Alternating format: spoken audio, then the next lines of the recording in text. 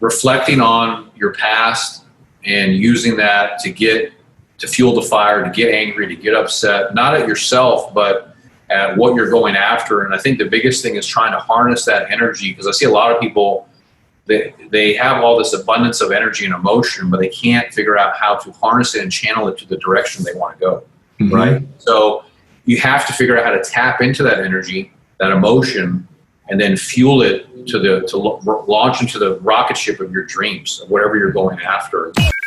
Welcome to the Accelerated Investor Podcast with Josh Cantwell.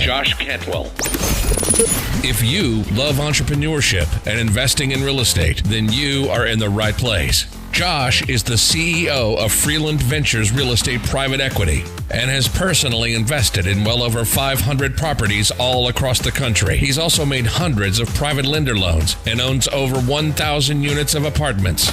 Josh is an expert at raising private money for deals, and he prides himself on never having had a boss in his entire adult life. Josh and his team also mentor investors and entrepreneurs from all over the world. He doesn't dream about doing deals. He actually does them, and so do his listeners and students. Now sit back, listen, learn, and accelerate your business, your life, and your investing with the Accelerated Investor Podcast. So, hey, welcome back to Accelerated Investor.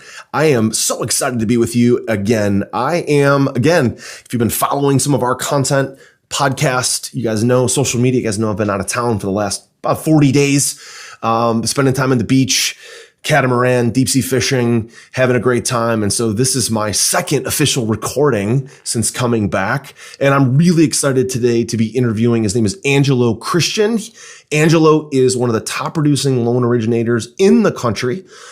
He is dynamic at selling, raising capital. He runs a closed-end private equity fund.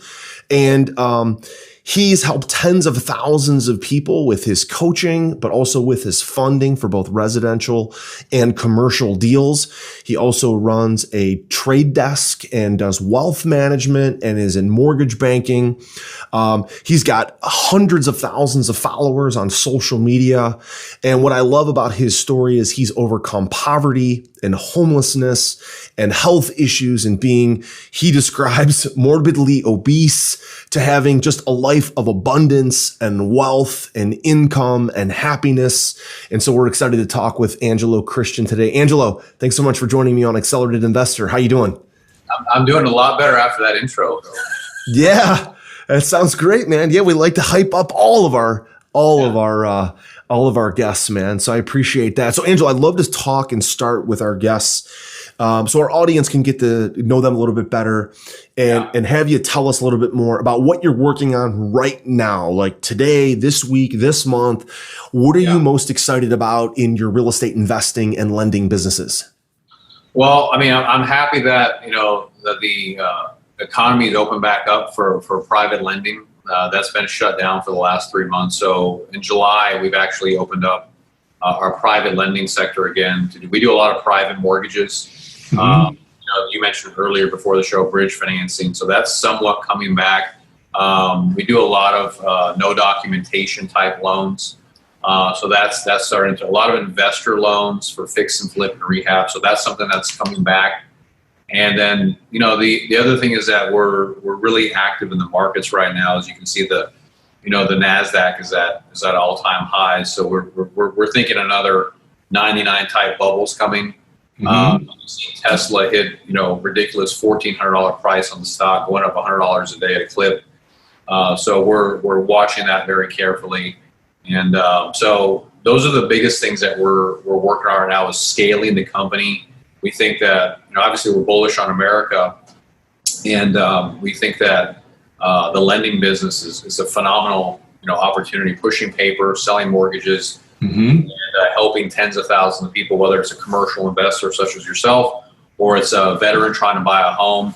Interest rates are at all-time lows. You can get 30-year fixed sub 3%. It's a no-brainer opportunity. Yeah, it's amazing. So we're piling into that like crazy to help investors, homeowners. And so, those are the biggest things right now that we're focusing on. That's great. Tell me a little bit more about what you're seeing in the private lending side of things. As you mentioned, like when COVID hit, it was right around March 16th, give or take. If I have to get maybe the day dialed in there, literally the pricing for those mortgages went through the roof in a day. I talked to some CEOs of some pretty big crowdfunding platforms that said they described it as what happened in 2008 took about 12 to 18 months. In 2020, it took one day.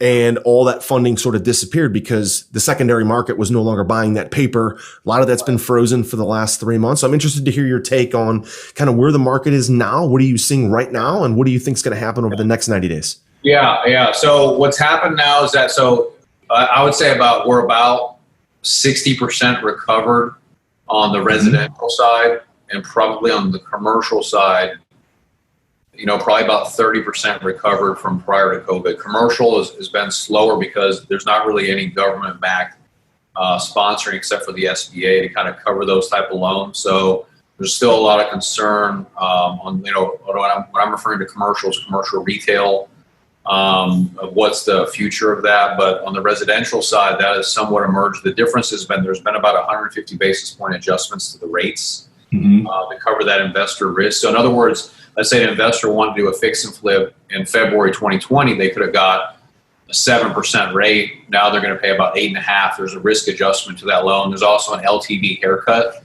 because there's still some concern. There are also some interest reserve built into the loan, so investors may have to impound 6 to 12 months of interest payments. Like you mentioned Fannie Mae earlier, they're having a lot of investors impound 6 to 12 months of interest payments to do those loans, and the LTVs have been reduced.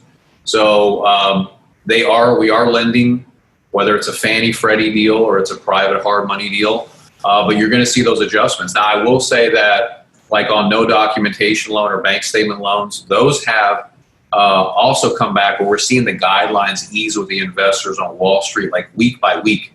For example, right when they opened back up in June, it was 30% down, 2 years of bank statements and a 760 FICO score. Now it's 20% down, 680 credit score. And so it's trending in that direction.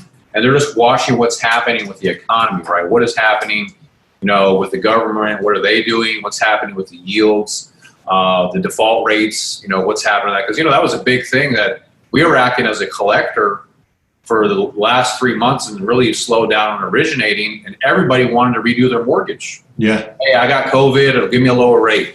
And investors don't like that. What happens is, and you mentioned earlier, you talked to some of these big CEOs, what happens is when people stop making their payments on their mortgage, it really hurts the whole world. It hurts everybody. Oh, yeah. Those servicers, those lenders have to cover that gap, right? If those aren't federally insured loans, somebody has to cover that.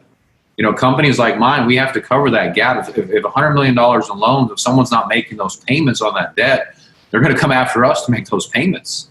Right. The ripple effect is catastrophic. So, but where we're at now is we've gotten, I think, we're dealing with this pandemic, and we understand what it is, and we see what we have somewhat of a control. There's opportunity with the vaccine, and we have a low mortality rate. So the world has come to grips with that.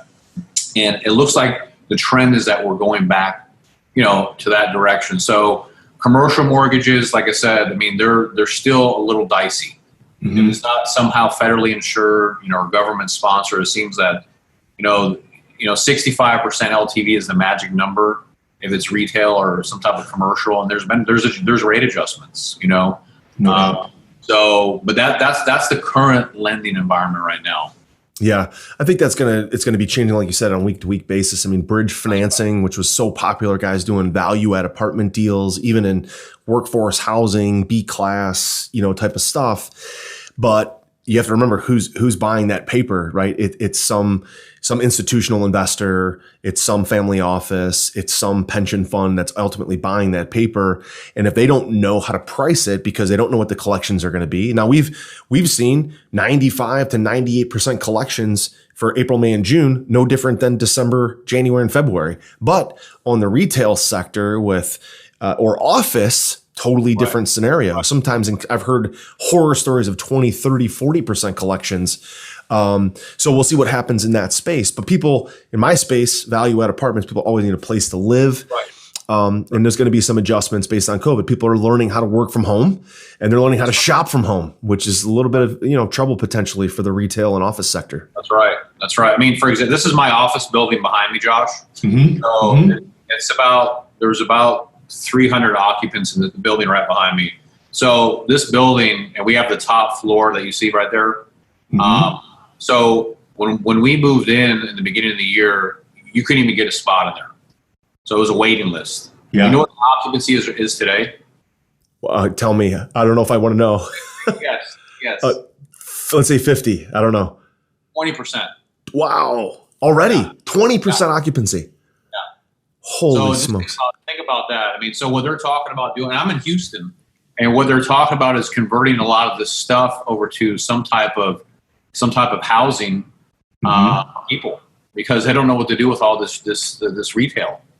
Yeah. So, I mean, they're vacant just by the trough. I mean, it's and I would imagine, like, for the rest of the country, that there's somewhat of a similar, we're also affected by oil and gas, but this is the reality of the situation for a lot of this retail stuff. And so there's been a lot of talks with the big developers here in Houston. They got to do something with this retail stuff. And they're looking at converting to some type of housing, some type of government housing, or so it could be another opportunity for somebody like you or an investor that comes in and get some type of government stimulus to convert this stuff over to some type of living center. But yeah, I'm with you, man. But I still think in the long term, that we'll emerge and we'll become much better. We'll figure all this stuff out, and I'm optimistic for the future. Are you ready to automate and explode your real estate investing? We're searching for extremely motivated individuals who are sick and tired of wasting time and want to finally see real results from their real estate investing business. We're searching for investors looking to get to the next level and become a bigger, better version of themselves while being a more successful real estate investing entrepreneur. Apply for mentoring and coaching at joshcantwellcoaching.com/podcast. That's joshcantwellcoaching.com/podcast. So for our listeners who need funding of any kind, like whether it's residential fix and flip or whether it's commercial Fannie, I mean, they should reach out to you, right? I mean, if they need any kind of funding, reach out to your team. Absolutely, Josh. So the thing what we specialize in, we do all different types. We do bank loans. So let's say the person wants to they want to buy their own owner-occupied primary residence. We do jumbo loans with as low as 5% down. Ultra low rates, like I said, 30 years as low as 2.8. Or let's say I'm helping a very large investor, for example, in Boca Raton. He's in a $200 million multifamily, tranche of apartment complexes, right? So a lot of ground up construction. So we do, Fannie, Freddie. We do investor lines of credit. A lot of investors, they want to buy 10, 20, 30 value add single family or multifamily. We're still doing bridge financing, and we can do that on a nationwide level. So great. It could be hard money. It could be private loans. It could be a bank loan. And so we really, we try to figure out how to do funding for everything where it economically makes sense for our fund and also makes sense for the borrower or the sponsor. Got it. And should people go to your website, since we're on that? Is it the official angelochristian.com, or where should they, if they want to make an inquiry, go there? They can go there. They can reach out to us, or they can call. We're actually open 7 days a week. Nice. So from 9 to 9, they can reach out to us, and they can just call us. We always have a live agent that's available. They can reach out to us, and our direct line is 832-431-6331. They can also call us there too. Perfect. Yeah, we'll put that stuff in the show notes. So again, official angelochristian.com. If you guys want to make a funding inquiry, definitely do that. Angelo, let's back up for a quick minute now that we know kind of what you're working on today. Back up to tell me a little bit more about this kind of adverse environment. I love to hear stories, especially the hard work kind of rising from the ashes. I mean, my father filed for bankruptcy when I was in fourth grade. We was raised with nothing. We lived in a 1,300 square foot ranch with a half finished basement. And I love to hear other stories of people rising from relative obscurity, poverty, and in your case, you describe yourself as morbidly obese. Tell us about that and how has that impacted your drive and determination today? But tell us about your background. Yeah. So yeah, absolutely. So yeah, I grew up in a family where my father was blue collar worker. We were essentially in poverty. We went from job to job. We never owned a house. I was always obese. Our whole life was about food. It wasn't about success or goals or going to school or making something of yourself. Wow. But what did you eat today? What did you watch on TV? And and that's really what our life was about. So I didn't really have a guide or someone to look up to, like a role model or a hero. So we were evicted from every house that we lived in. My father always defaulted on all his obligations, but never really committed to anything. My mother and father, they fought every single day. It was just a disaster, a train wreck. I was the kid at school that got bullied. I got beat up all the time.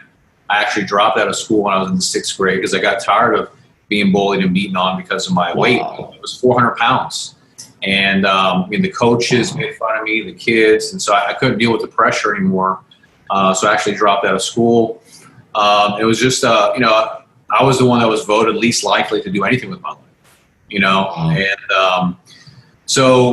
I really didn't have high expectations. I didn't know what I was going to do or where I was going to go. And but one of my favorite movie growing up was always Rocky. Okay. And I always loved that movie because it showed me the reference point that somebody from nowhere, the underdog, can come and beat Apollo Creed and can become the champ of the world. And it gave me something to believe in. And so I didn't make the connection until later in my life that was the impetus that helped to turn everything around and change my life. But that movie gave me the hope, gave me the inspiration that my past doesn't equal my future, and I can be whatever I want to be. And so if I put in the work and I give it everything I got, and that's how Rocky beat Apollo. He wouldn't back down, he wouldn't give up. And I know it's a fictional movie, but there's a lot of truth in it. And so that led me to everything else, the catalyst for everything else in my life of studying and learning other people and going to college. And so, but Rocky 4, Rocky 1, Rocky 2, because that's what the implication of those movies are. So from that, watching those movies, it gave me the inspiration to lose the weight. I dropped over 200 pounds, started exercising, bodybuilding. Actually used to do bodybuilding, and go back to school, get my education, and study. And from there, I immersed myself in becoming a student of learning. Before I couldn't even look at a book, and I ended up reading over several thousand books, from finance to personal development, from everything, the sciences, and really became a student of studying some of my heroes, Warren Buffett, Jeff Bezos, Elon Musk, Anthony Robbins, people like that, Wayne Dyer, Deepak Chopra, really investing years and years in learning and basically re-engineering my mind to create a new version of myself. You mentioned that at the beginning, the higher version. Yeah. And I always believe there's a higher version, a higher calling, and you have to really tap in to find your limitless potential. There's actually a book I'm working on right now to find what that is, so you can find your calling and then cull that out of you and then go to the highest level, right? Yeah. Talk about like the iPhone. There's always a new version of the iPhone. There's another version of us that wants to come out too. It wants to go to the next step, and it's our duty, I believe, in life to find out what that is. Angelo, I'm curious to see. Pretty personal question. How much on a daily or a weekly or monthly basis do you think about that other version of yourself, that 400-pound version of yourself? And how much does that still give you motivation on a daily basis to say, like, I want to be something bigger. I want to help more people. I want to help people who were like that. And how much maybe do you feel like you're running from that former version of yourself? And that's been a catalyst for all the things you've accomplished today. Well, it's actually a really good question. So I would say that because I've habitually been doing this now, that was about 20 years ago when all this started to change, that I've ingrained it in me. But one of the things I think is very powerful that you brought up, Josh, is that you have to bring that consciously. And The Rock talks about this when he goes back to, $7 in the beginning, nothing, and pulling that in the forefront to remember your past and remember that life, because you need to have, that fire in front of you to push you to go through. I mean, you run a large company, I run a large company. Everything that you have to deal with on a daily basis, you have to have a lot of pressure and channel that energy to go over the edge. And so consciously, I do it about once a week. Yeah. I need to be doing a lot more because of all the stuff that I got to go through. But consciously I do a lot of transcendental meditation on the weekend.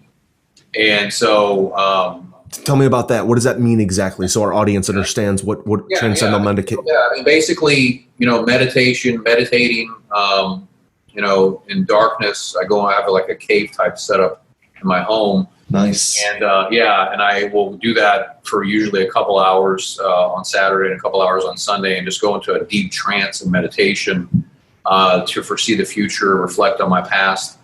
I love Ray Dalio. I don't know if you know who Ray Dalio is. Bridgewater, and he talks about that. Yeah, phenomenal guy and one of my heroes. And one of the things that he talks about, he's big on transcendental meditation, but that pain plus reflection, equals progress. So it helps me to reflect on my weaknesses and on my personal life, my business, my family, and basically to redefine myself every single day. So I think it's important for anyone that's listening to this that they spend time to find out who they are. Know thyself is extremely powerful, one of the most important things. And so, but reflecting on your past and using that to fuel the fire, to get angry, to get upset, not at yourself, but at what you're going after. And I think the biggest thing is trying to harness that energy, because I see a lot of people, they have all this abundance of energy and emotion, but they can't figure out how to harness it and channel it to the direction they want to go, right? So you have to figure out how to tap into that energy, that emotion, and then fuel it to launch into the rocket ship of your dreams, of whatever you're going after. And so, it's okay to get angry and emotional, but use it to fuel you for what you're going after, your dreams, your goals, your ambition, and don't let it disrupt you and bring you down. Yeah, I had a friend of mine tell me a while ago, it really sticks with me, that food is fuel, right, for the body.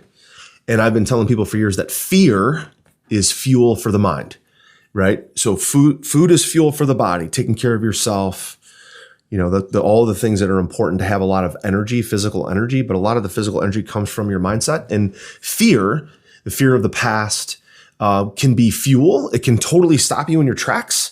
Or it can give you fuel to say, I'm never going to go there again. I'm never going to be that again. I don't want to ever do those things. In my case, I don't want to ever be in a family that filed for bankruptcy. In your case, being evicted from an apartment. You're like, all that is fuel, and you decide how you use it in your own head. It can be, for a lot of people, put them into depression, being overweight, suicide, or it can be fuel ultimately for the future. It's amazing what the mind can do.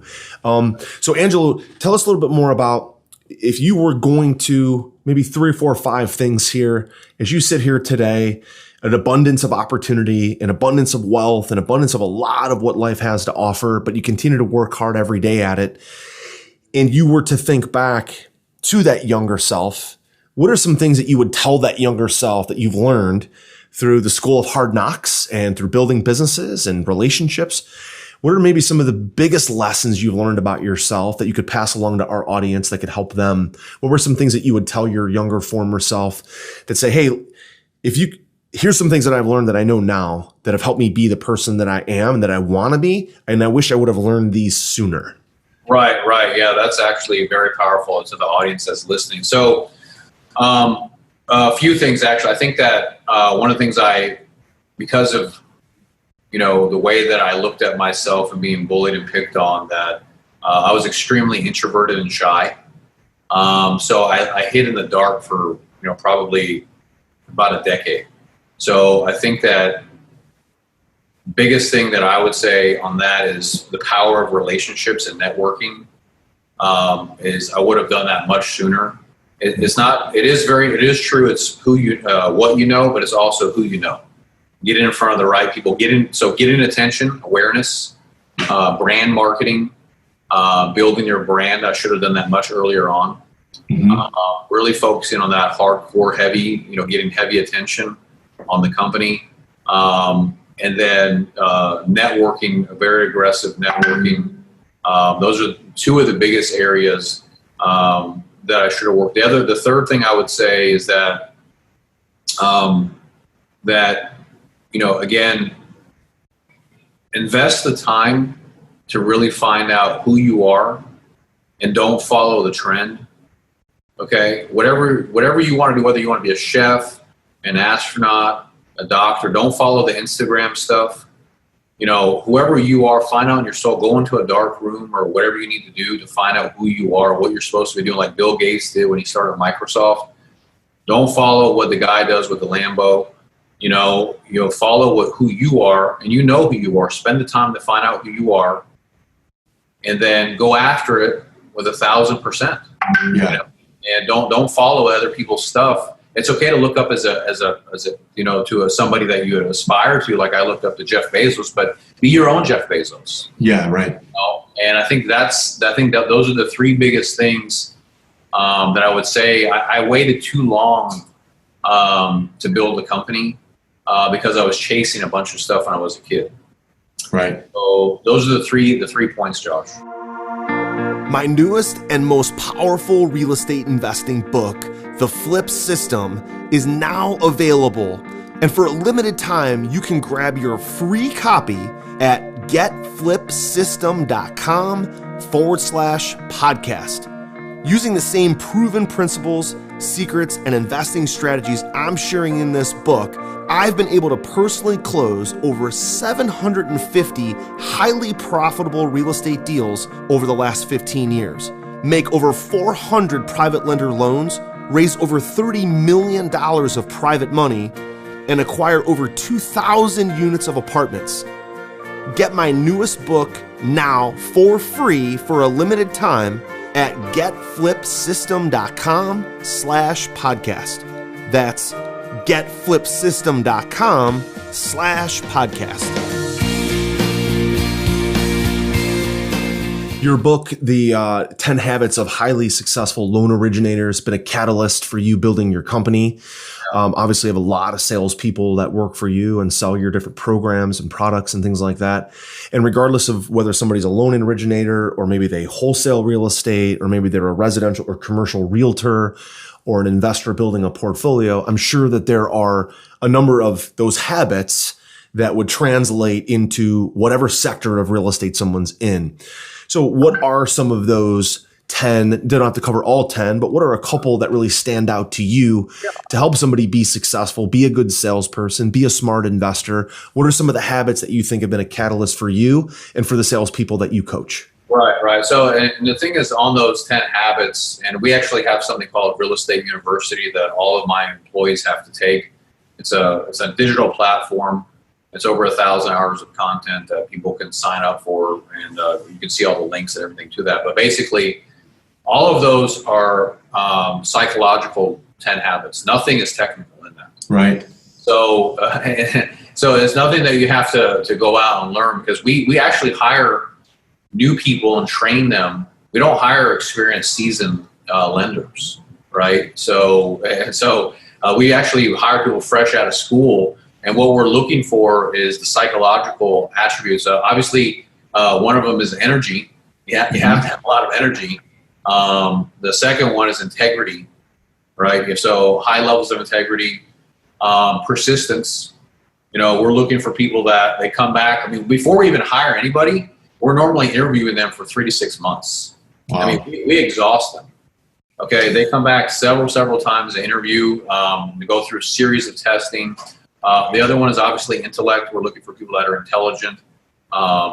They can, the mathematics, they can, put things together. They have a decent IQ. We actually, there's a test we actually have them take, and it's called the Dark Triad test. And basically, okay, that's a new one. Yeah. The Dark Triad. Yeah, I'll send you the link to it. Basically, please. we have every employee or manager take it, basically tell you if someone's going to screw you over or not. So one of the biggest things that I will tell you as being a leader and a manager that I wish to God that I would have learned early on is mastering how to read people.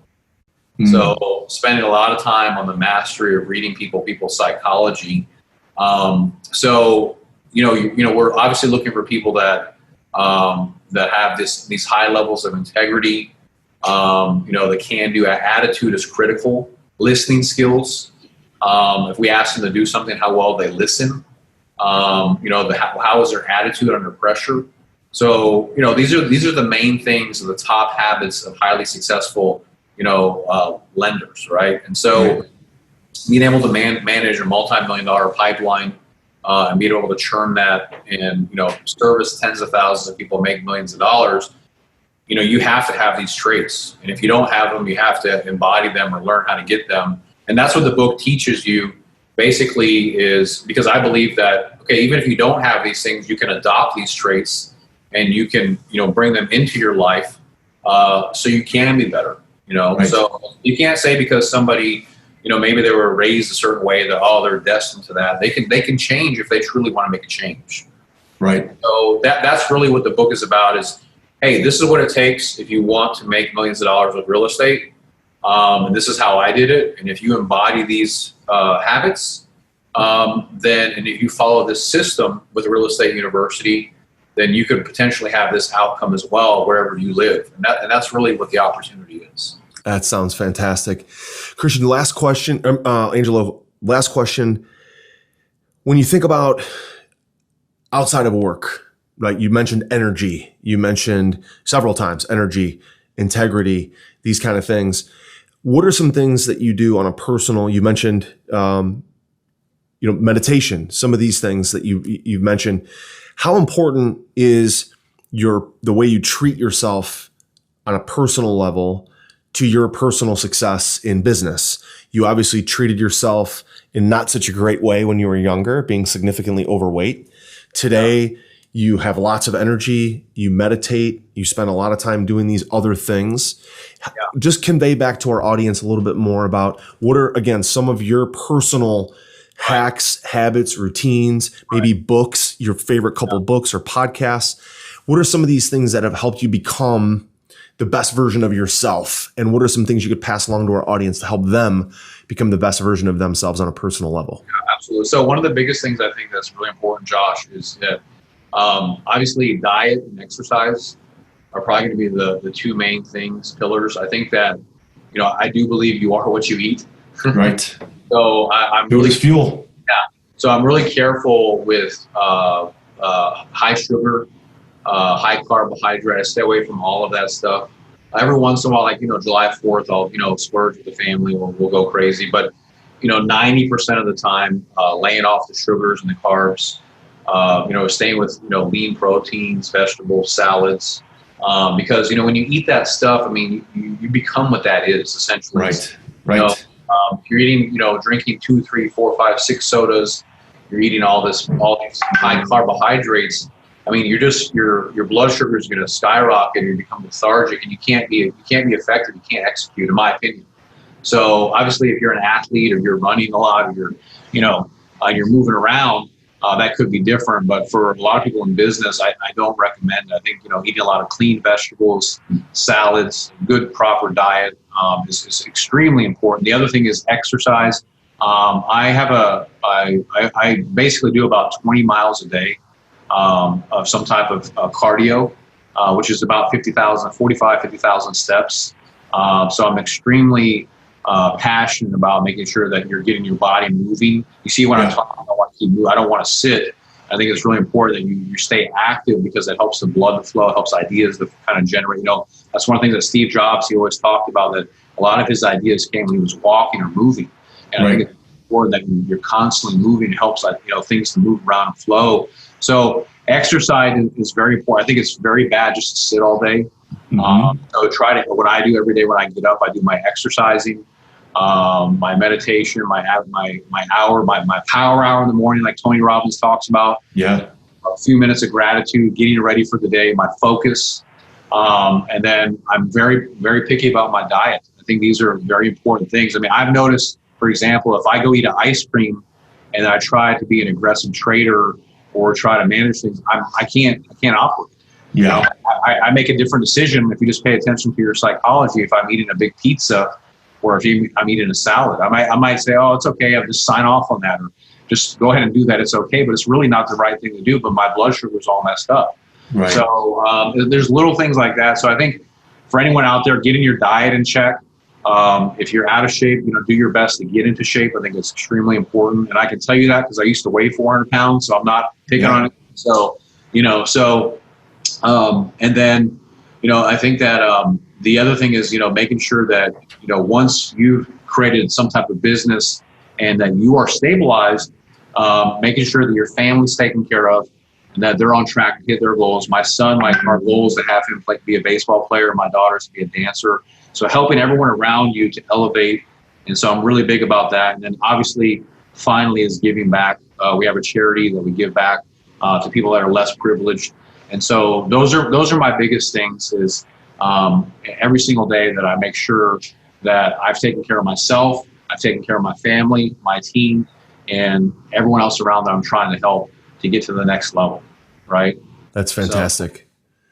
Angelo, listen, it's been a great pleasure having you on the podcast today, getting to know you a little bit better. For anybody that wants to reach out and, again, inquire about a loan, a mortgage, working with you, investing with you, trading ideas, your online university, should they go visit? Is it the official angelochristian.com? Is that the best place to go? Absolutely. Go to official, or you can call us. Like I said, we actually have we're not just like an online email thing. We actually talk to people. Yeah. So I love companies that answer the phone. The phone is a tool of money.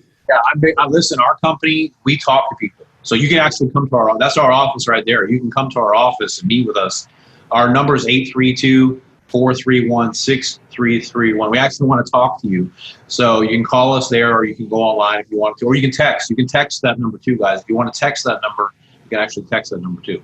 Perfect. We'll put it in the show notes. Angelo, it's been great spending some time with you today, learning about your business. Again, if anybody needs anything that we've talked about today, funding, mentorship, reach out to Angelo and his companies. Thanks so much for being on today on Accelerated Investor, Angelo. It's been blessed. Awesome. Thank you. Take care. Bye-bye. Hey, Josh here. And do you want to win a free Accelerated Investor t-shirt? All you have to do is give Accelerated Investor, our podcast, Accelerated Investor, a rating and a review on iTunes, okay? Do that now. Then send us a screenshot on Facebook or Instagram or Twitter. What we're gonna do then is every week we're gonna pick our favorite rating and review, and we're gonna send that person a free t-shirt and maybe, again, some other cool, fun stuff as well from Accelerated Investors. So again, don't forget to take a screenshot, leave a rating, review, take a screenshot, send it to us so we know exactly who you are, and then once a week, every week on the podcast, we will announce a new winner. Don't forget to take a screenshot and send it to us so we know exactly who you are. We'll announce a new winner every week.